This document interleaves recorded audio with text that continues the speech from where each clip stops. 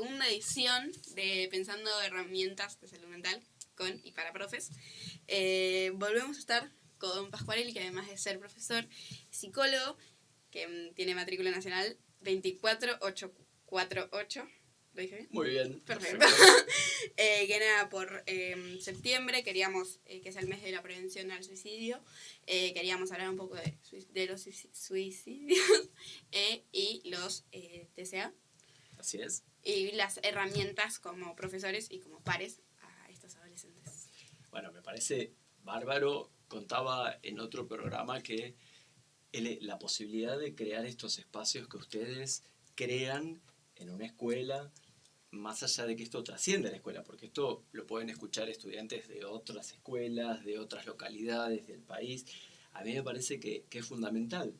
Y además esto de poder charlar con les profes y también pensar que les profes desde hace mucho tiempo, les decía hace un tiempo, dejamos de ser solamente personas que vamos a dar una materia o un contenido, sino que estamos interactuando constantemente con estudiantes de distintas edades, con problemáticas que tienen que ver con la cultura, con la sociedad, con lo personal, y tenemos que tener herramientas.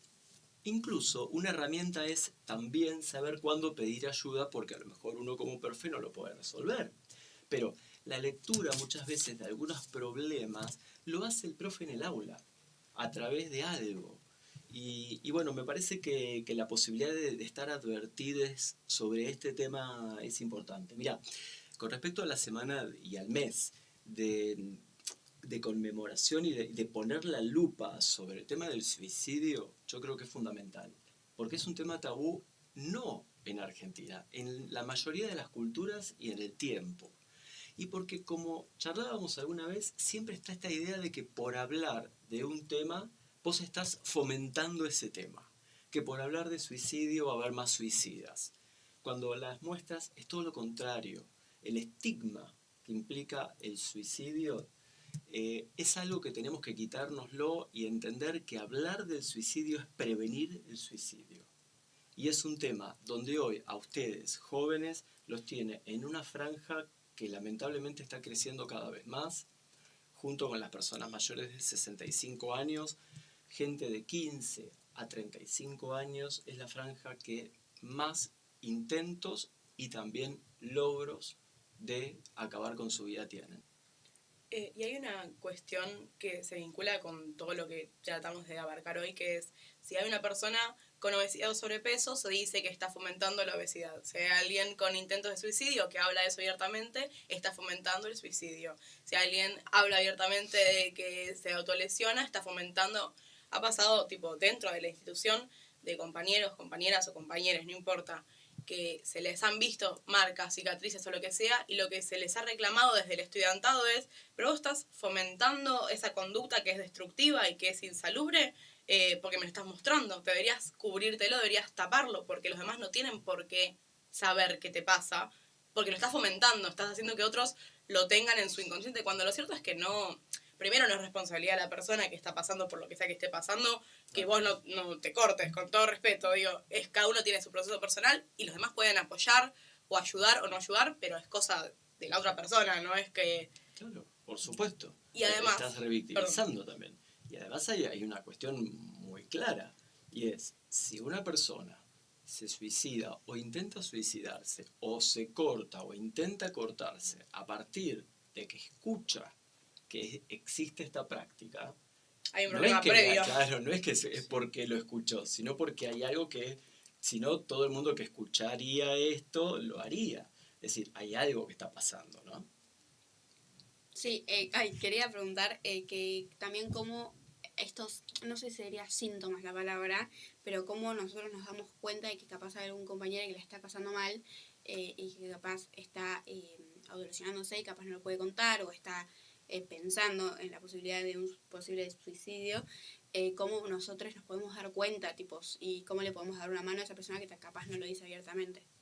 Bueno, en principio hay algo y es que es muy general porque no te podría decir que hay, te podría decir como que hay muchos indicadores de una conducta suicida, pero esos indicadores también pueden ser indicadores de otra situación. Si yo te digo, por ejemplo, una persona que está con mucha angustia, con una situación de mucha depresión, yo te podría decir que puede tener algún tipo de riesgo suicida.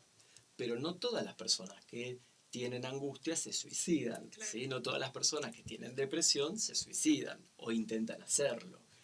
Lo que sí me parece que hay que prestar mucha atención es cuando alguien tiene esta idea de que hay algo que ya no tiene sentido.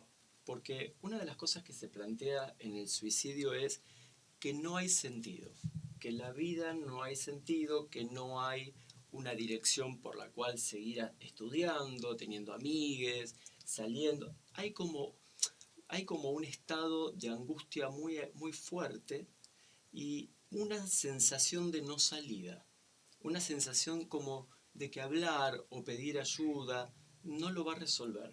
Por eso la persona que está pasando por una situación que quizás esté por tener un intento de suicidio, a veces uno lo puede detectar a partir de la sensación de que cualquier cosa que le digamos no le sirve, porque la angustia es tan fuerte que no la puede procesar.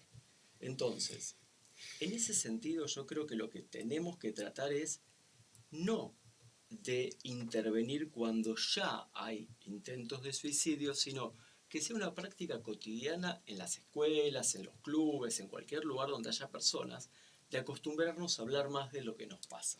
Yo siempre pienso que la persona que se quiere suicidar en realidad no sé si se quiere suicidar porque nadie sabe qué pasa después de la vida ¿no? Y qué pasa en la muerte, ¿no? Si se busca un alivio. ¿Quién puede decir que hay un alivio en la muerte?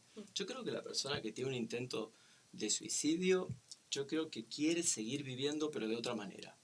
Y la manera que encuentra, parece una contradicción, pero es como si yo dijera, me mato para poder vivir de otra manera. Lo que quiere esa persona es vivir sin tanta angustia y con la resolución del problema que tiene. Y la verdad es que en ese momento lo que siente es que no hay salida. Yo creo que el suicidio muchas veces termina siendo una salida que en realidad no lo es, porque la persona en caso de lograrlo se muere. Y también hay que tener mucho cuidado con los que son los parasuicidios.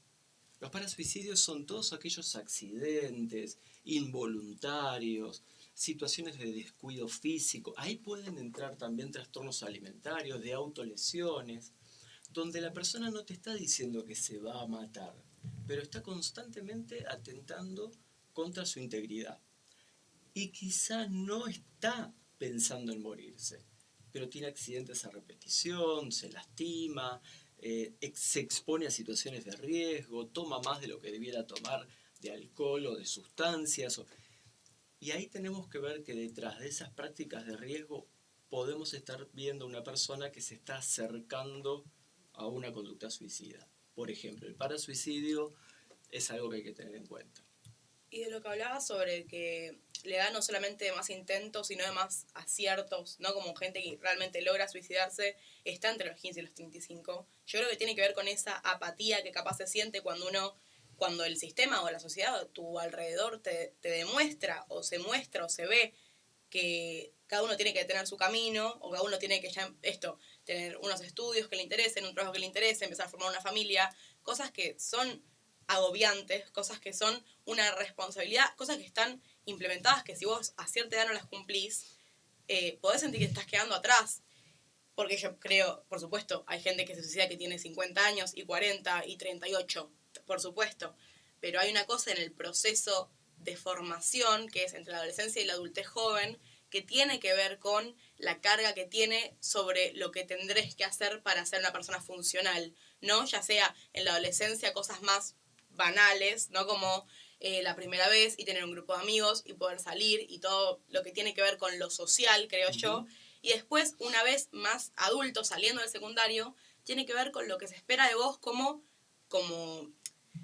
parte de la sociedad, no como trabajador. Definiciones a largo plazo, de claro. decir como, bueno, qué voy a estudiar, qué voy a trabajar, qué voy a hacer de mi vida, y es como, bueno, esta cuestión de como, es cada decisión que uno toma un poco de angustia puede generarle justamente como pensar en largo plazo, como una carrera, qué voy a trabajar, pero entender como esta cuestión también en el tema de las autolesiones, de decir, tipo, uno porque se autolesione no necesariamente se va a querer matar, lo que va a querer es terminar con como esta como agonía, me sale agonía, como esta angustia Sí, claro, claro. interna que la única forma, lamentablemente, que se encuentra como a corto plazo es como el cortarse o, Sí, sí. o el El quemarse, lastimarse, sí, de cualquier forma. Sí, charlábamos el tema de que el dolor como una manera de derivación o no es distracción, pero como de alguna manera el dolor como una Difuminar. manera, claro, de bajar la angustia, es lo que se escucha cuando alguien, por ejemplo, se corta, ¿no? O se lastima, te dice, lo hago porque me alivio. Y eso tiene que ver con que el dolor, en general, cuando el dolor físico es muy alto, puede ser que la angustia baje. Pero después del corte o de la quemadura o del acto que hubo, la persona se siente muy mal muchas veces, se siente con mucha culpa. Es decir, son personas que no van mostrando sus cortes por la vida con orgullo, sino que lo sienten hasta como una sensación de fragilidad por no haber podido enfrentar algo. Y por lo que ustedes decían recién, obviamente que cada persona es distinta y no podemos generalizar, pero hay algo que sí es importante, que cuando una persona llega a una idea de querer cortarse, o se corta, o piensa en matarse, tiene un panorama de sentir que la vida está cerrada, que lo que le está pasando va a ser para siempre, que lo que le está pasando no va a poder cambiar, que esa familia no va a cambiar, que no van a poder entenderle, que esa situación por la cual es algo que no lo puede tolerar más. Y yo sé que a veces hay que esperar mucho tiempo hasta que uno puede irse de la casa, o puede encontrar la carrera que quiere, o puede volver a rearmar una relación de pareja, o lo que fuera. Pero la posibilidad de pensar que lo que me está pasando ahora va a tener solución en algún momento, esto es fundamental. Porque lo que le pasa a una persona que se quiere matar es que no encuentra la solución y además cree que no la va a ver nunca. Por lo tanto, yo entiendo que a lo mejor ustedes me dicen, pero profe, tengo 15, tengo 16, tengo 17, tengo que seguir viviendo con mi familia, que la paso mal y sé que y hasta que yo trabaje, ya va a llegar ese momento. Vos imaginate que ese momento va a llegar, va a tardar un tiempo. Esto que está pasando, tratá de pensar que ya va a pasar, que en algún momento vas a poder ser libre de un montón de cosas que ahora te angustian. Estoy dando ejemplos muy vacíos, pero la sensación de no salida en una persona que se quiere morir es algo que tenemos que charlarlo mucho. Es una sensación de mucha angustia, es una sensación de intolerancia, es una sensación de una angustia que aprieta el pecho y que quiere la persona realmente desaparecer. Yo puedo asegurar que en estos casos me ha pasado muchas veces chicas que han venido a plantearme una situación de este tipo y que hemos tenido que hasta implementar algún tipo de protocolo o lo que fuera, pero hay una situación, esto en algún momento pasa. Yo sé que en este momento vos no lo podés ver. Yo sé que vos volvés a tu casa y te encontrás con los mismos problemas o con las mismas situaciones. Pero esto va a pasar, aunque no lo creas. Y me parece que esa idea de poder pensar que hay un sentido es lo que está faltando. Que nos podemos equivocar en la elección de carrera, que no sabemos qué estudiar, que tenemos que bancar económicamente o que nos llevamos mal con nuestra familia.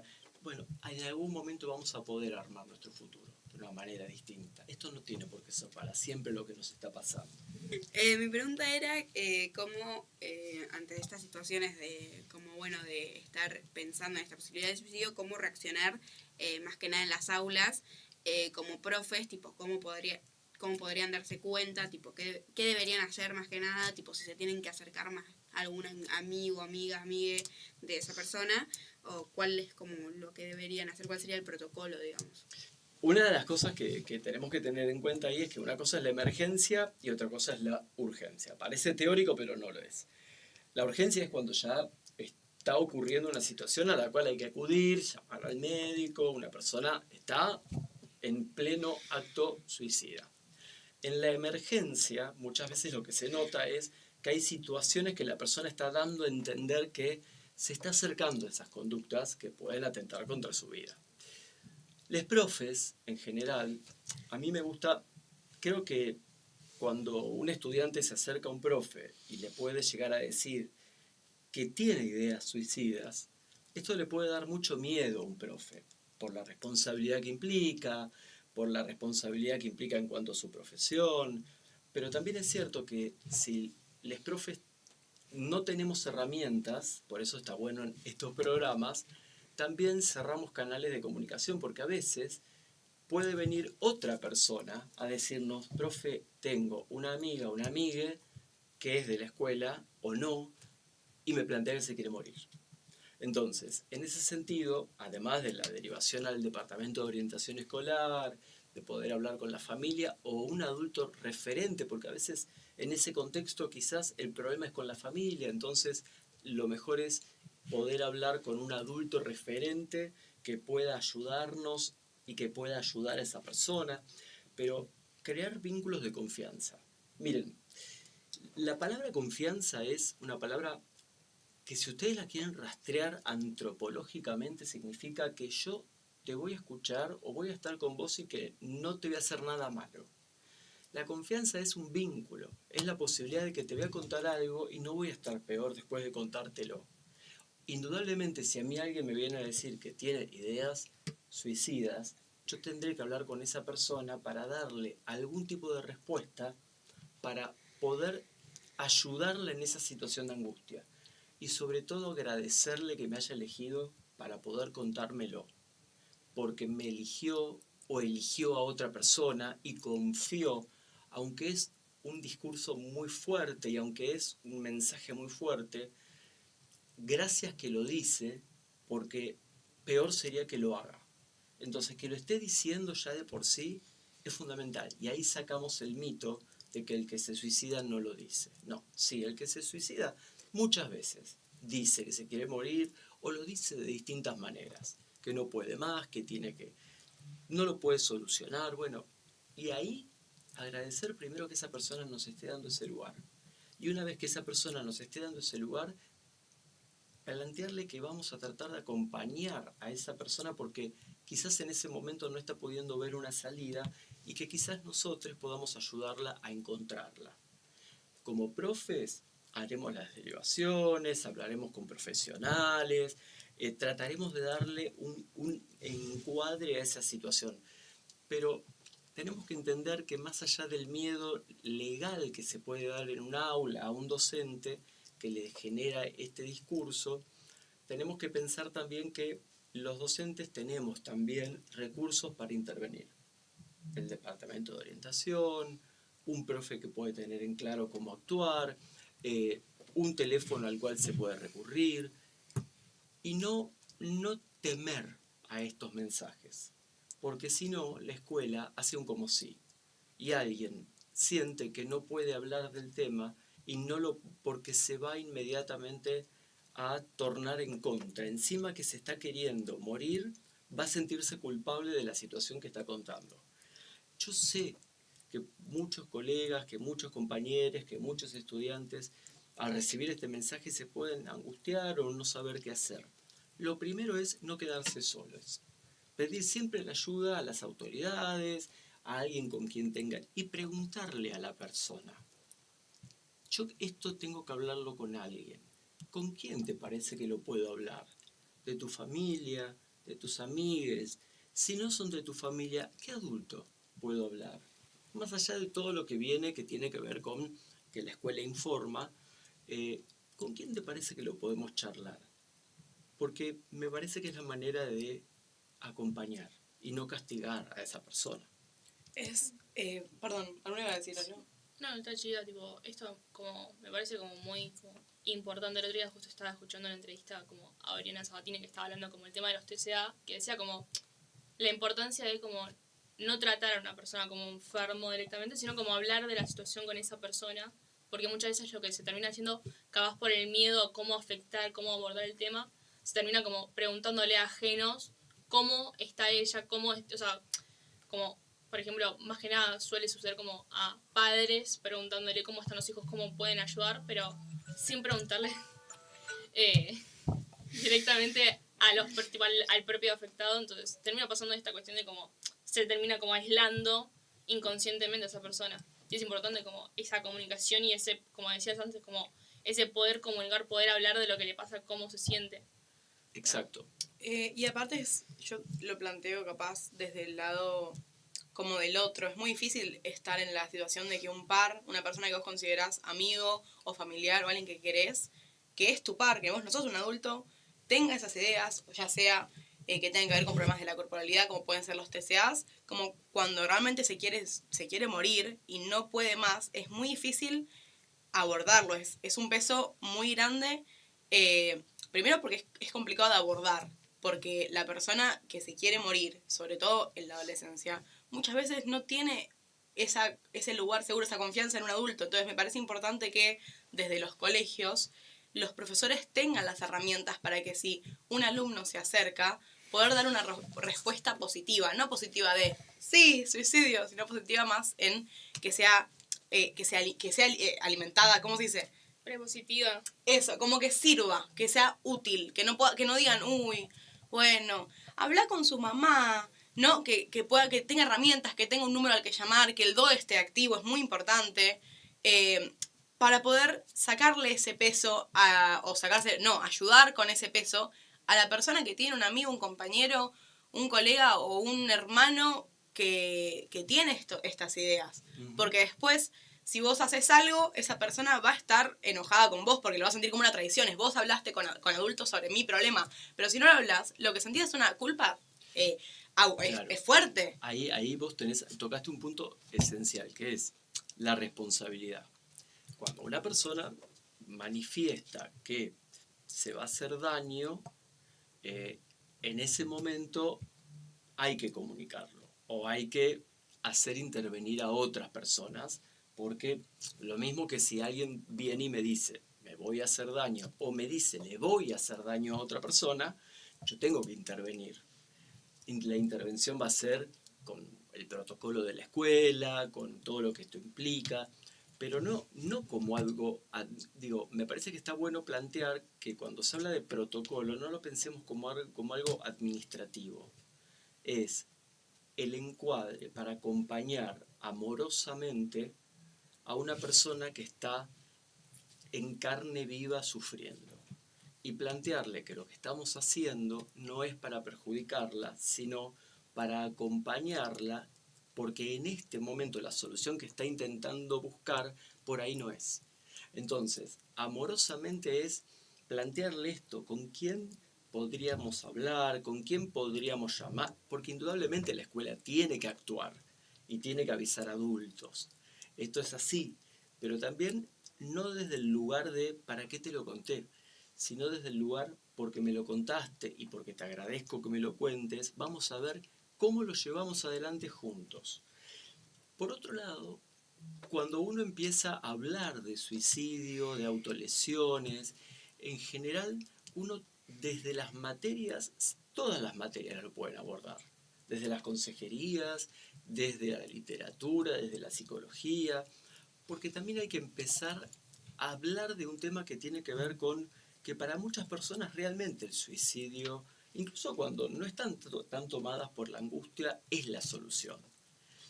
Y ahí es donde yo digo, quizá lo que le esté faltando a una persona que tiene intención suicida es volver a pensar el sentido del futuro, que en ese momento no lo tiene. Y esta sensación de que ahora lo que me está pasando va a ser eterno y no tengo salida. Y es ahí donde el sentido del futuro y la ilusión y lo que pasaría si me muero no está pudiendo pensarlo. Y hay algo que quizás los profes no hacemos, hasta a veces sí, a veces no, pero también hay todo un tema que es entre ustedes, el abrazo. El abrazo, el beso, la caricia, el abrazar al otro, porque hay cosas que con la palabra no alcanzan. Y entre ustedes lo pueden hacer. Pero ahí es fundamental. Fundamental abordar el tema y hablarlo. Porque además, y esto se vincula con todo capaz, ya sea autolesiones, como suicidio, como TCA, como ataques de pánico, cualquier cosa que te pase en el mundo interno, como que no sea algo que sea visible a simple vista, porque si alguien se corta, la mayoría de personas lo que hacen es ocultarlo. Si te autolesionás, no es que lo mostrás y todo el resto no se demuestra físicamente, vos estás deprimido, no se ve físicamente. Es muy importante, sacarle un poco de peso, poder decir, sí, es grave lo que te está pasando, es importante, es bueno que hayas confiado en mí para decírmelo, pero definitivamente no sos la única persona a la que le pasa. Y es algo que es momentáneo y está probado por la cantidad de casos de recuperaciones, ¿no? Porque yo entiendo que puede sonar como que lo estás invalidando, ¿no? Es como tu sufrimiento no es suficiente, pero en realidad es al revés, pasó tantas veces y pasará tantas veces a tantas personas que hay muchos recursos, muchas herramientas a las que vos podés acudir. Entonces, esa sensación de soledad y angustia y que estoy solo contra el mundo no es cierto. Totalmente. Y algo que decís que me quedo pensando que es fundamental, que es que muchas veces cuando uno quiere consolar a alguien o quiere acompañar a alguien que está con depresión o que está con intento de suicidio, es minimizar el motivo de angustia. Decirle, bueno, no es para tanto, pero no. A ver, sos joven, no es para tanto, ya sé. En ese momento para esa persona es para eso y para mucho más. Es decir, la empatía es ponerme en el lugar de esa persona y sentir que la frase no es para tanto, ya se va a pasar, esa persona lo que le hace es mucho peor, porque lo que está sintiendo es que no te pones en el lugar de ella. Entonces, es ahí donde me parece que tenemos que plantearnos, bueno, sí, es para tanto, y si estás tan mal por este tema, que a lo mejor otros no, pero vos sí, yo te voy a acompañar en esto hasta donde pueda con la escuela y después con los adultos y referentes responsables que tuyos. Esto es fundamental. Ahora, también es cierto que no quiero que se nos pase el tiempo sin decir también, cuando hablaba de los parasuicidios, yo quiero que también haya chiques que piensen mucho el tema de los cuidados. Cuando hablamos muchas veces de la reducción de riesgos y daños con algunos consumos, cuando a veces hay excesivos consumos, cuando hay situaciones de riesgo a los cuales alguien se expone, también poder tener este conocimiento de, che, esto que te está pasando no es que te querés matar, no es que te... Pero ojo, porque también es una situación que un coma etílico o de repente una sobredosis o una fractura porque cada vez que haces esto te lastimás, che, ¿por qué no preguntás si no te está pasando algo? Porque a lo mejor el cuerpo está empezando a decir algo que la boca no está diciendo. Y por otro lado, en caso de que exista un suicidio o un intento de suicidio, también hay que acompañar a los otros. Los otros muchas veces son sus compañeros, sus amigues, y empezar a entender que muchas veces las personas que quedan del otro lado, cuando una persona se suicida o no lo logra, trata de buscarse una explicación y muchas veces la explicación recae en la culpa. Entonces uno dice, no me di cuenta, no hice esto, me siento culpable. No hay culpa, no hay culpa. En este sentido no tenemos que sentirnos culpables. Lo que tenemos que tratar es de entender que esto pasa, esto ocurre, tiene que ver con qué recursos tiene cada persona para manejar la angustia, para hacer con la angustia algo. Hay personas que pueden con determinado monto de angustia y hay otras que no. Y no porque no sean inteligentes o porque sean... Somos distintos. Hay momentos en que hay cosas que nos afectan más que otras. También acompañar a aquellas personas que pasan por una situación donde una amiga o un compañero tuvo esta situación. Ahora, chiques, esto es fundamental. Hablamos de conductas suicidas, pero también tenemos que hablar de esas conductas que nos llevan a que quizás no podamos morir y lejos está de que alguien piense que fue un suicidio. Es decir, ni la misma persona puede pensarlo como un suicidio. Y sobre eso que decías, creo que también hay, yo no sé si será una cosa generacional, que puede ser, yo eso no lo sé, porque pertenezco a esta generación y entonces no vi unas anteriores, pero veo capaz cierta tendencia en gente a mi alrededor de mi misma edad, un poco más grandes, un poco más chicos, que tiene que ver con esa tendencia a sentirse mal como algo a lo que aferrarse. Y lo veo también en mí mismo. ¿no? El cómo capaz romantizo, o no solo normalizo, sino que me aferro como lo único que tengo a la soledad, a dormir poco, a dormir mal, ya sea comer poco o comer mucho, o a beber en exceso, o a drogarme, o todo lo que tiene que ver con la falta de cuidado hacia mí mismo, que no tiene que ver con la autolesión, porque yo realmente, haciendo ninguna de esas cosas, ni yo ni nadie, digo, con esos malos hábitos está lastimándose físicamente, pero sí está descuidando adrede lo que es su cuerpo, porque ahí hay una cuestión, yo creo, del trasfondo que tiene que ver con el autodesprecio y el cómo uno no quiere habitar en el lugar en el que habita, que es su cuerpo, y que se puede manifestar en su entorno, ¿no? Ya sea familiar, ya sea social, lo que sea. Creo que es muy importante también, aparte de la ayuda, tipo, bueno, sí, está bien, voy a estar acá, no te voy a dejar solo, no como la contención verbal y el abrazo cariñoso, también es muy importante desde el otro lado dar apoyo externo, que sería esto, invitarlo a salidas o esto, no te voy a dejar solo, sí, pero aparte, ¿querés dormir en mi casa este fin de semana? ¿Querés que nos veamos? ¿Cómo estás hoy? ¿Querés salir a dar una vuelta? El no dejar solo, que no quede en no te voy a dejar solo porque estás triste, sino no te voy a dejar solo porque me interesa pasar tiempo con vos, no te voy a dejar solo porque me interesa tu futuro, no te voy a dejar solo porque te quiero en mi vida ahora. Eso es muy importante, y las veces que lo he hablado con compañeros es de las cosas que más los motivaron a seguir adelante, porque significa que tu presencia, tu lugar en el mundo, a alguien le importa, porque es valiosa, porque quiere pasar tiempo con vos. Y porque además, vos me hablabas de algo generacional, ¿no? Si vos haces un estudio del suicidio a lo largo de, no sé, la historia de la humanidad, fue pensado de distintas maneras. Pero en este momento, estamos en el siglo XXI, hay como una representación muy fuerte y muy dañina sobre todos, que es que todos tenemos que estar felices. Es decir, todos tenemos que estar cantando, todos tenemos que... La felicidad tiene que ser el eje de nuestra vida, el cuerpo hegemónico tiene que ser nuestro cuerpo, las relaciones tienen que ser tal cual las presentan en las series de determinadas plataformas. Y cuando uno en la vida no ve que le esté pasando eso, siente que no encaja. Porque hay algo.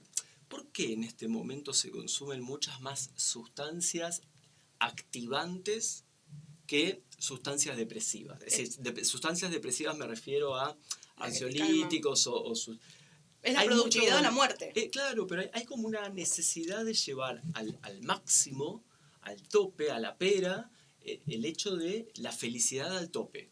Porque hay una cultura que todo el tiempo te está diciendo tenés que ser feliz. Y todo el tiempo tenés que no ser feliz solamente con una amiga, bailando y escuchando la música. No, encima tenés que tomar algo para estimularla más y durar más y armar caravana. Entonces, claro, cuando vos bajás de esa felicidad y te pasan cosas, hay menos tolerancia a la angustia. Porque si en el mundo todo es feliz, mi angustia es terrible. Una de las cosas que tenemos que plantear es que la angustia es normal en el ser humano. La angustia, la tristeza, es esperable que la pasemos y es esperable que haya momentos que alguna vez se nos cruce por la cabeza quizás querer morirnos. No le pasa a una sola persona, no le pasa a algún grupo de personas solamente que se quieren morir. Quizás nos pasa a todos en algún momento, pero tenemos que entender que hay personas que lo pueden decir y otras que no. Y esta idea de que todo lo que le pasa a los demás está bien y lo que me pasa a mí está mal, muchas veces tiene que ver también con esto que estamos en una sociedad muy mercantilizada donde todo tiene que estar al tope, todo tiene que estar feliz y todo tiene que estar acelerado y todo tiene que estar genial. Y no hay espacio para hablar de la angustia, no hay. Digo, en los TikTok o en un montón de Reels, vos te vas a encontrar que en la mayoría de los casos es para que te diviertas, para que te rías, para que estés... Y entonces, ¿qué lugar le damos a la palabra angustia? Angustia viene de angosto. Angosto es esa sensación de achicamiento en la cual uno se siente oprimido. Angustia significa eso. La alegría es todo lo contrario. Cuando uno está triste está como mucho más replegado. Cuando uno está alegre está más expansivo. ¿Qué pasa en una sociedad que te vende que siempre tenés que estar feliz? Y que tenés que estar flaca, que tenés que estar flaque, que tenés que estar bella. Paren. No es eso. Yo me terminé, bueno, yo el otro día estaba hablando en mi curso sobre como esta necesidad constante del celular, y una compañera como hablaba que estaba experimentando estas semanas tratar de no usar el celular, y recién ahora se estaba pudiendo permitir estar triste en momentos porque decía, tipo, yo uso tanto el celular para olvidarme y no pensar, que no me daba cuenta que tenía horas y horas en las que podría juntarme con amigos o hacer cosas, y no las hago porque digo, no tengo tiempo, o no tengo el tiempo para estar conmigo misma y como pensar en mí, tipo, y es esa cuestión de como el cuidado propio, que mismo cuando uno usa el celular tanto, mismo con TikTok, termina pasando esto de veo al otro feliz, veo al otro haciendo esto, o sea, y esa necesidad constante de cumplir lo que el otro está haciendo sin saber en realidad la otra realidad del otro, atrás de esa pantalla. Y Claro, además, perdón. sí, sí. Lamentablemente tenemos que cerrar. Ah. Si querés acotar algo cortito, te Cortito. lo permito. Cortito, gracias. No, y además está este tema de que en el celular muchas veces las cosas que te toman como algoritmo para que te repitan, muchas veces es, vuelvo a repetir, esto de estar feliz, esto de estar bien, esto de tener cierto cuerpo, y a su vez vos mirás eso y te siguen volviendo a mostrar ese patrón de cuerpo, ese patrón de vida, que no es el patrón de vida de las personas en general. La angustia forma parte de la vida, chiques. El tema es cómo la tramitamos. Y es ahí donde me parece que tenemos que trabajar, como ustedes trabajan en este programa tan importante que es, bueno, no hay que dejar de hablar. La angustia forma parte de la vida. La alegría forma parte de la vida. Y bueno, tenemos que empezar a lo sumo pedir ayuda o entenderlo de esta manera. Sí. Bueno, muchas gracias por venir. No, ustedes. Van a estar en la descripción de este video el número de Salud Mental Responde y asistencia al suicida, que no los voy a decir porque son muy largos y la verdad que va a ser un bodrio. Muchas gracias por venir, Pascua. Gracias a ustedes. Gracias por venir. Espero Tendríamos que haber dicho quiénes somos, porque nosotros nos sentamos a hablar con Pascua como... Creo que se entiende que son representantes de consejería, pero por las dudas, preséntense medio Ok. tarde. Pero... No, por eso me quedé pensando, bueno, soy Oliver de Cuarto Cuarta, soy consejero y Yo soy Alena Ulla de Quinto Segunda, también consejera. es por eso estamos acá, tipo, Claro, representando. nos metimos. Y yo soy Renu. Y bueno, muchas gracias por Muchas gracias por venir. gracias a ustedes. ¿Cómo? No se me olvide para. Hola. Estamos utilizando el encuadre. Sí. Bueno, queda para el blooper. Estamos encuadrados. Hay que amigue o familiar. Atentado. Atentado.